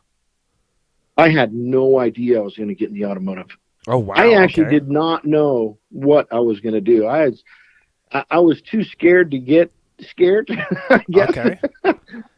And, it just kind of happened. I think what happened is in 1989, when that new Chevy body style truck came out, I kept looking at that thing, and I finally went down and I was able to afford a cheapie, about the lowest grade work truck you could get. And in my driveway, I just started making And that's where a lot of people would, wherever I'd stop, they'd say, "Hey, where did you get that bumper? Where did you get?" And I remember making all kinds of little things. And so then I started making a few things in my garage, ditto to what I put on my truck. Okay. And then I started California Truck Accessories, and I couldn't afford, the guy wanted, I don't know, he's right next to Cal Concept. It was actually Dion's dad that owns Cal Concepts. Mm-hmm. And I moved in there, I think, because the guy felt sorry for me. He wanted $2,000 a month, but he let me move in there for, I think it was $500 a month. Uh-huh. And every other month, he charged me $100 more. And not having no money, you'll like this one. I ordered boxes from every dealer, that was kind of popular out there, and I filled them with weights and metal, and I lined up that entire showroom next to Cal Concepts with boxes only. So someone would come in and they'd say, "Hey, do you have a set of drop spindles for a 90 Chevy?" And I'd be, "Let me check." And I'd go over to the spindle boxes. It says spindle, and I go, "Oh, God, I just sold that one. I can have it tomorrow." Right. And that's how California Truck started. Really? Yeah, because a few guys had mentioned to me, hey, make sure you bring up Cal Truck Accessories. Now, how soon did that happen after you, like you mentioned, you had your first couple jobs, you meet your wife, that you don't maybe realize at that time's going to be your life partner there. Did that, within a couple years, did Cal Truck Accessories manifest? It actually started about 7 years later. Okay. After I got to California. Kind of gives a timeline there. All right. So now it's funny because when I was looking back at some old photos on Sport Truck, and my buddy Josh had mentioned when Cal Concepts was there, they had their old showroom. It seemed like they did have a couple of the Trenz things in there, but it kind of makes sense because you guys, I didn't realize, and I'm sure a lot of listeners didn't either, that you guys were literally right next to each other. How long did that last?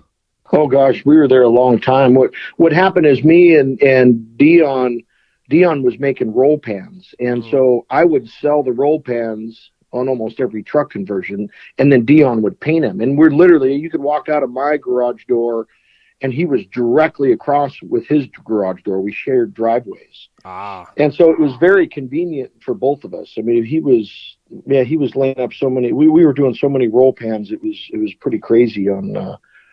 In those days, and then I knew, or then what happened is I was finally building up enough to start bringing some inventory in, and this is where Trenz started.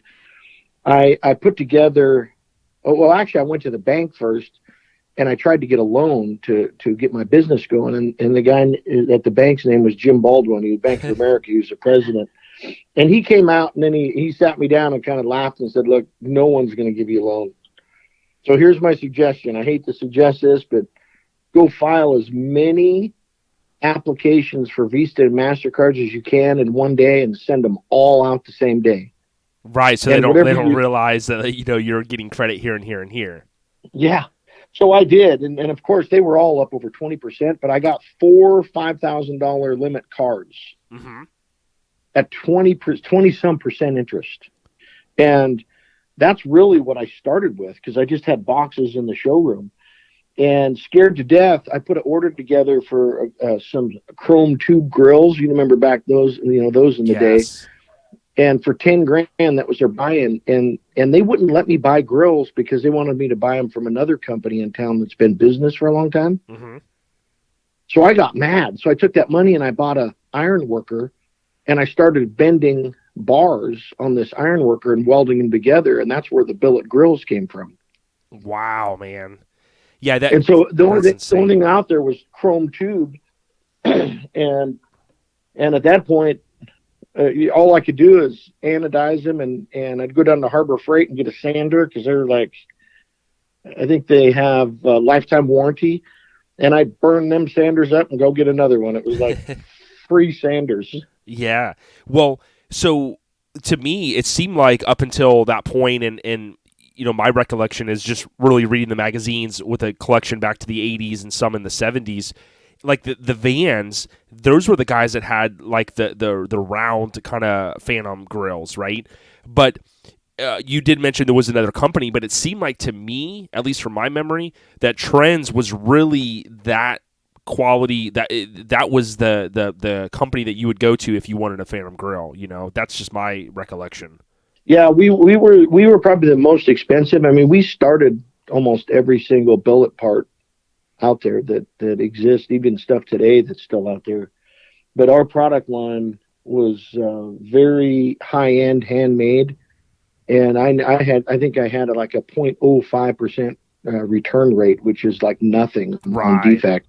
Yeah, that's amazing. And when I think back to, like, I was looking at some of the old photos I took of like Bill Carlton's dually at Showfest and some of these shows. I got a chance to ride in that thing back in the day.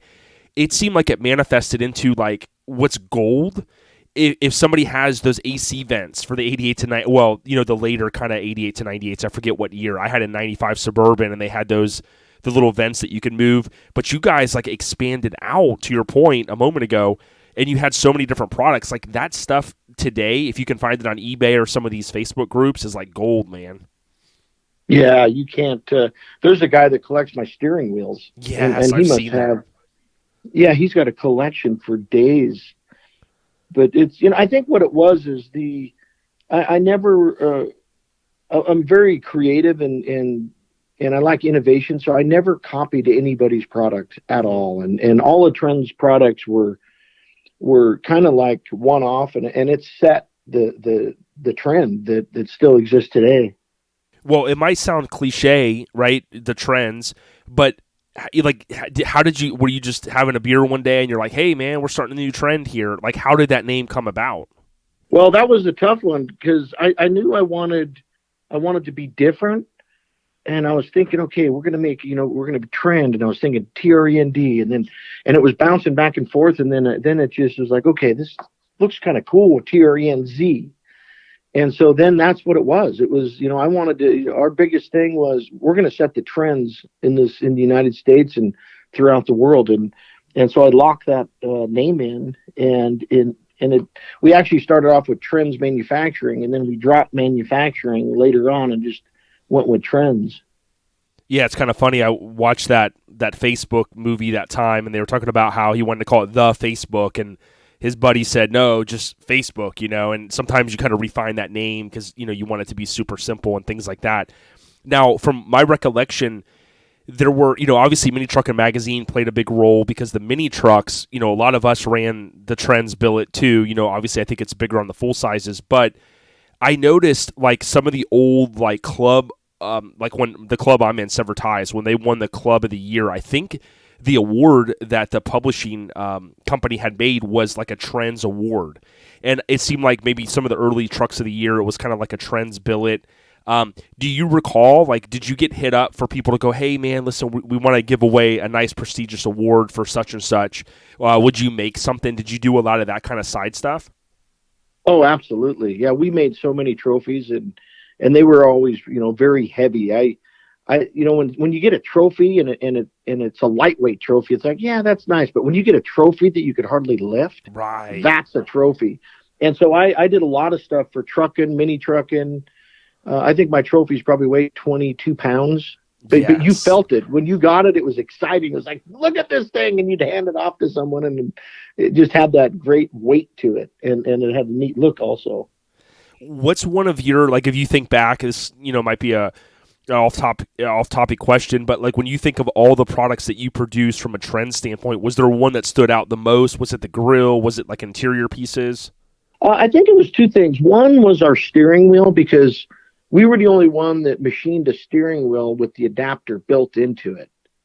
And it was extremely expensive. It literally cost us about $450 to make a steering wheel, and we wholesaled them at $490. So we really didn't make anything on them. Mm-hmm. But the retail on them was $1,000, and it was so different and so unique. Not everybody could afford it, but if you had a Trenz steering wheel, I mean, it was unbelievable. So I think the steering wheels was my favorite thing that we made, and I think the second favorite thing was the rear view mirrors. No one had ever done anything with billet rear view mirrors, and I had so many people copying us, especially overseas, that when I hit the product line with the rear view mirrors, I think we had 50 designs, and we hit them all at the SEMA show. Yes.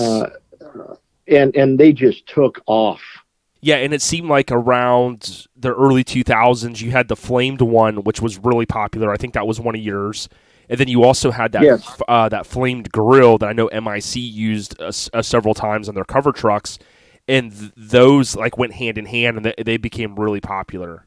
Yeah. No, that's the fun thing about what we do. It's fun to be able to be creative, not copy nobody, and then everybody is copying you, which usually makes me pretty mad. Right. But it's just part of it. I knew I had a 6-month window on any product that I had. And every 6 months we were just making, one product after another. What happened, we started with, there was only tube grills, and then we started billet grills out of these little aluminum bars. And within a 10-year period, we had 6,400 part numbers. Wow. Yeah, and I was looking back. I wish I still had them. I used to have like one of the old catalogs that had like an excursion on the cover. You got to a point where you literally had catalogs, and that was like what we're in the customizing shops, I'm sure, like throughout the U.S., people coming in, they're going, hey, I want a grill, here you go.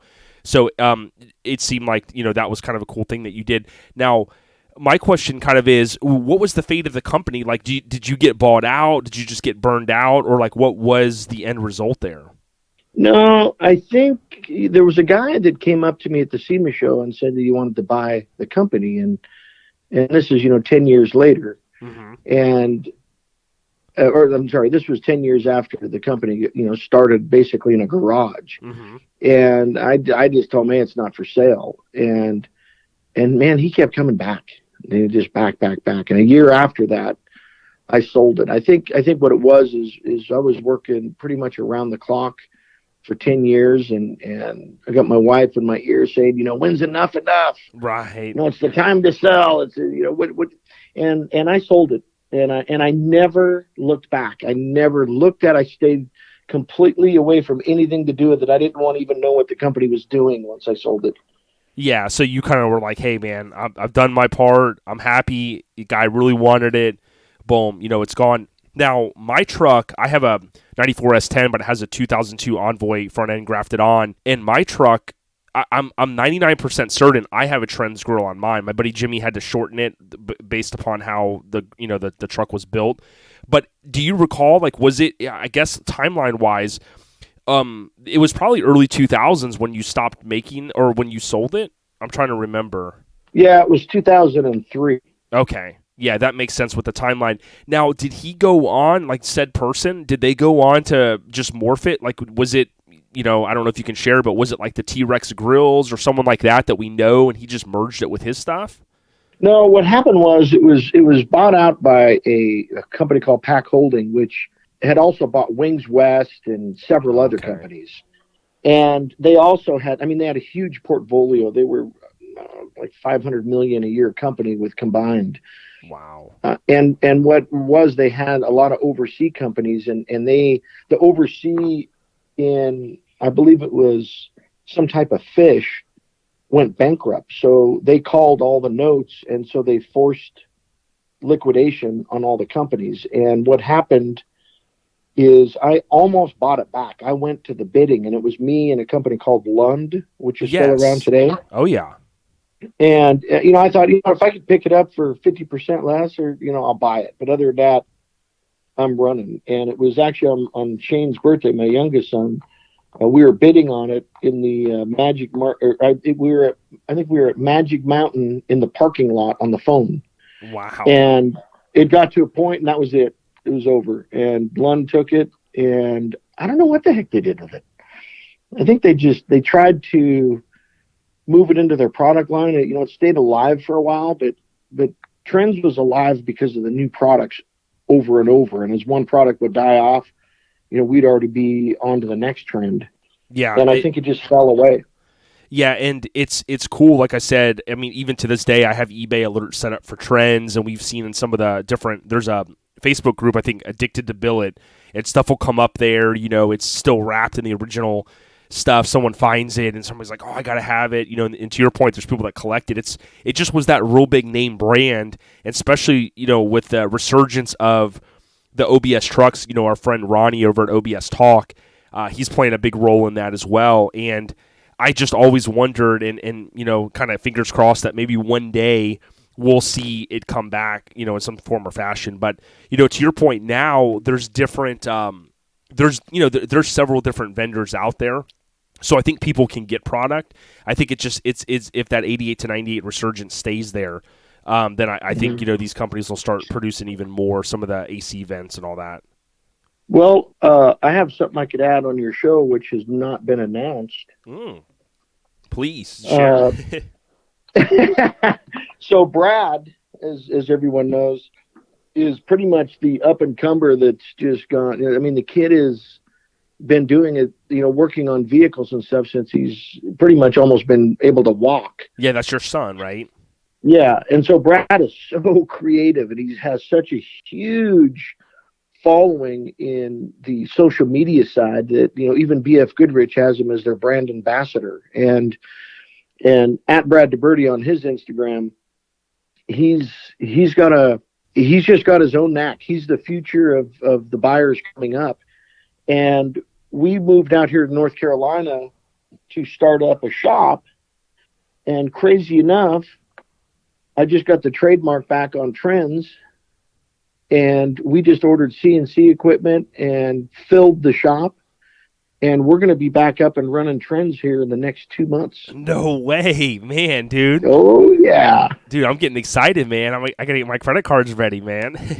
Yep. So everything's going to be Trenz by DeBerti. And we have a product line that we're going to be launching that it's not going to be as broad as Trenz was because we had so many part numbers. It was kind of a little bit of a nightmare.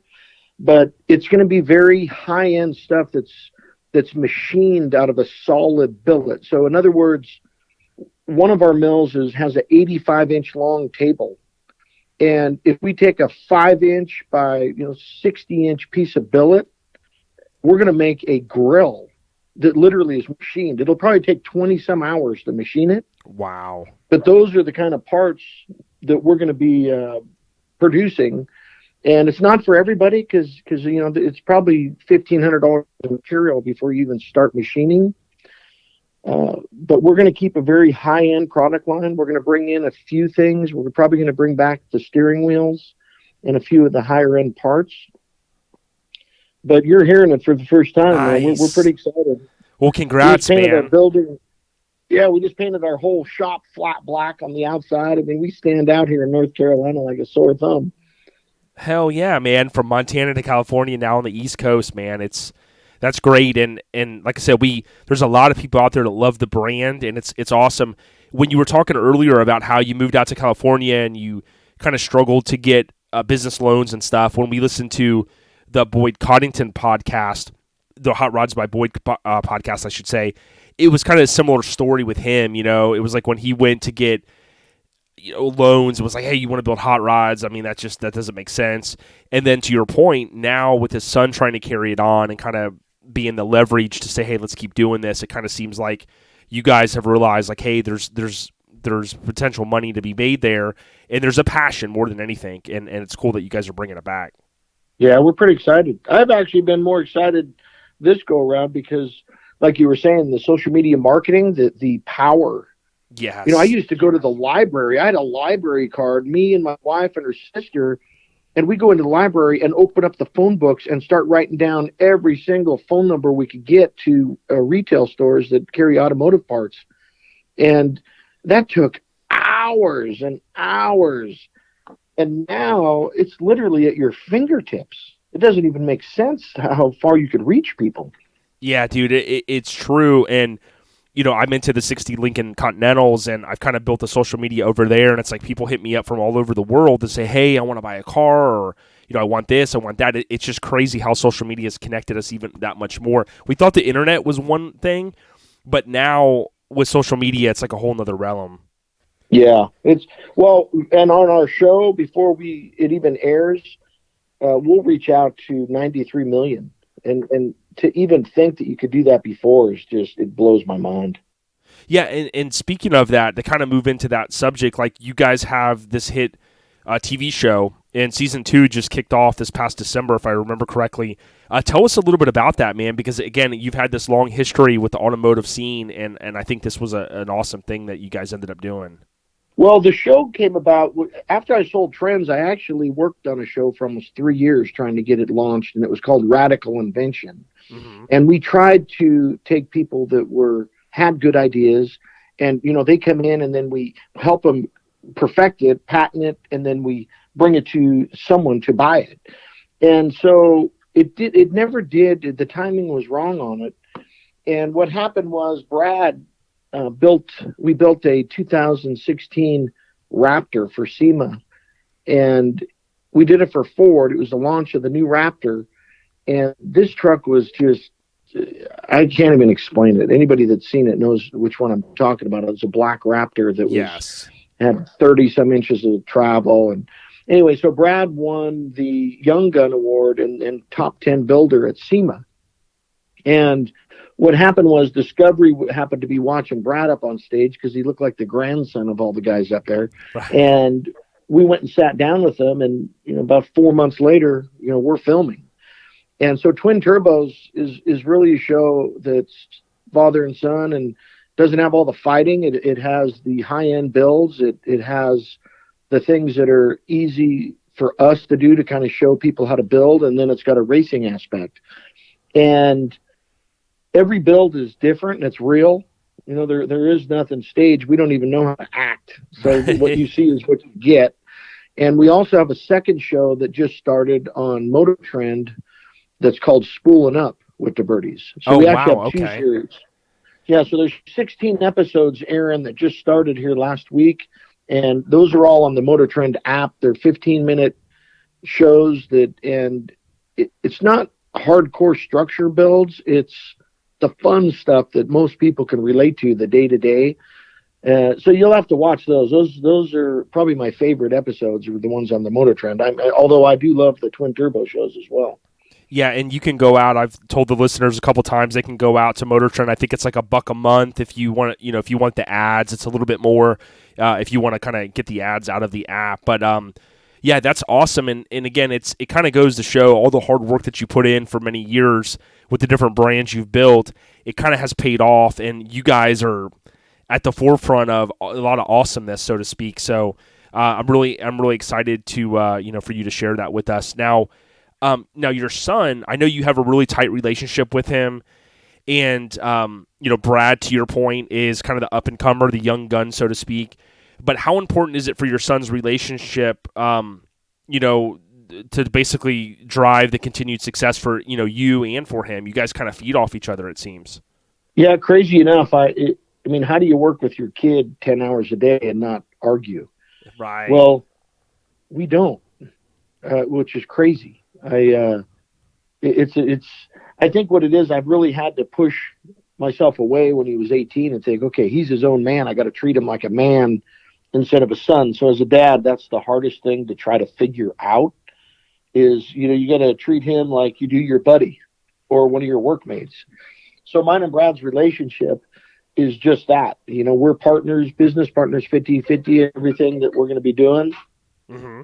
And as we build, I respect what he likes, and I let him go crazy because, he's the face that's going to be on everything that we do. And he's got so many good ideas, and then combined them with my experience and ideas that it works and it's real. What you see on TV is how it really is. He pretty much wakes up laughing and goes to sleep laughing.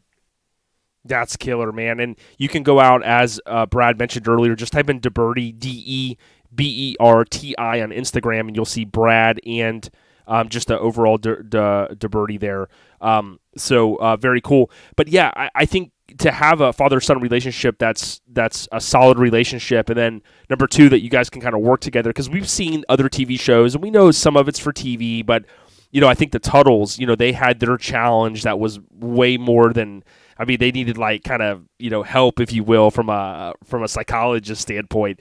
So it's cool to see, and nothing against them, right? I mean, all families have challenges, but to me, it's refreshing to be like, you know what, you got a father and son that are passionate about the same kind of automotive industry, and they just enjoy working with each other.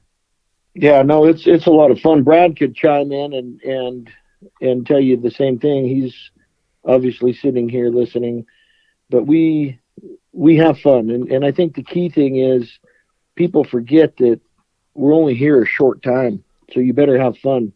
Yeah, definitely. And Brad, we kind of wish you all the success. We know that you're kind of the young gun up and comer. Your dad and I were talking earlier, and it's refreshing to see that, someone that's coming up that's passionate, and you guys are kind of just driving force in the automotive industry, and we love seeing it, man. Well, thank you. Yeah, I mean, we have a lot of fun. Yeah, I will say that. Yeah, I've seen that on the shows. And what are you most excited about going into 2020 here? We're tooling up to start designing parts and manufacturing. So that with the racing, with everything else we got going on, it's pretty crazy schedule. I mean, like for example, we didn't even know we were doing this, but TRD and NASCAR want the recent Toyota we just built, the truck, to be like the media vehicle of the event. So now we're jumping to that, getting that all prepped, ready to go, and we're heading out to a show. So it's going to be a crazy year with with everything in the mix, especially with manufacturing parts. But it's fun. Exciting, and my understanding is you guys will be down here in Florida. I'm from Tampa. You guys will be down here for kind of maybe some of the Speed Week stuff and all of that. So it's cool to see the partnerships that you guys have with so many different kind of brands, NASCAR and things like that too. Yeah, that's what makes it fun, is going to the different shows and representing who's behind us. I mean, that's half of what we do. I mean, it's sometimes it's kind of crazy because there's usually, if you're a race car driver, you're a pure race car driver, and you have to just, fulfill commitments and, represent people the best way. But, there's so much happening. I mean, from the vehicle builds to you name it, that it's just, it's kind of crazy. Yeah, and I think it's smart business from NASCAR because, we've seen over the years, my dad was a big fan in the 80s and 90s, and they've kind of struggled to get that younger base, so for them to do these partnerships is just good business. And, we hope that all the travels that you guys have this year are definitely safe, and you guys, have a solid year, which we know you will. No, I appreciate it a lot. Yeah, it's going to be a full packed year, that's for sure. Yeah, well, thanks for chiming in there, Brad. Again, wish you all the success, man. And I kind of wanted to kind of close it out, Doug, and kind of just, ask you, like, when I go out to your website, which I think is DeBerti.com, I would think that now you guys are dabbling in so much. I mean, do you have, like, as far as a business, do you even have anything where people walk in and go, hey, I want to do a build? Or are you guys just focused now on the manufacturing and some of the TV show aspect? But is there anything that people can come to you to basically, have done? Well, no, we've been a shop that, we did retail for a long time, and it's a very tough business to do retail because people don't realize the time it takes to build, especially how we build. And so when all of our stuff is pretty much innovation. So the biggest answer to your question is what we do is we will build X amount of vehicles per year, and they're for sale, and you get one. There is not a second one. And so the best thing to do is follow what we are building. And when it comes up for sale, they usually don't last long. Most of them go overseas, probably 95% of them. But they get vehicles that don't exist. And parts are going to be the same way. What you get is what you get. We probably are not going to do a lot of one-off stuff. And we might on certain products, but we're not going to stay open to that. But we will entertain it for sure, as far as parts. Yeah, excellent. And listeners, you can go out to DeBerti.com, and you'll see some of the different hoodies and gear that he sells. There's even a toolbox. And I like the little logo spooling up since 1966, DeBerti built. That kind of reinforces some of what you just said there with some of the builds you guys are doing. Yeah, well, it's a lot of fun. And, if there's any advice I could get to people out there is if you're going to try to do something and have your own business, the hardest part is just doing it. Yep. And once you make that commitment, you make it work. Yep. You got to stay passionate about it, which you've done. and then now it's carried over to the next generation, which is always a positive thing for me to see. And I had a great relationship with my dad, and it's awesome to see the relationship that you have with your son. So, man, Doug, I think that's kind of all I wanted to kind of get in, to the listeners, the recap, with Doug DeBerti. There's a lot of history there. You guys have done a lot of SEMA builds over the years. You had the Trenz company, which you're going to kind of bring back, if you will, and you share a lot of cool stuff with us. But was there anything else you might want to share with the listeners? No, I think that's it. Just stay tuned to Twin Turbos. Stay tuned to a Spooling Up, and if you're going to follow at Brad DeBerti or at DeBerti, it'll pretty much show all the stuff that we're going to be doing this year, which is a lot. And we will be, like Brad said, doing quite a few different events out there. So if you guys are around the North Carolina area or you're following us at one of those events, hey, come up and say hi. Yeah, I wish you all the success, and to Brad as well. And again, thank you for your time. And we always say stay on the rise, and we know that you guys will. We're looking forward to the Trenz products here in the near future. All right, bud. Well, thanks a lot, Jason, for having us on. All right, Doug, you guys be safe. Okay, bye.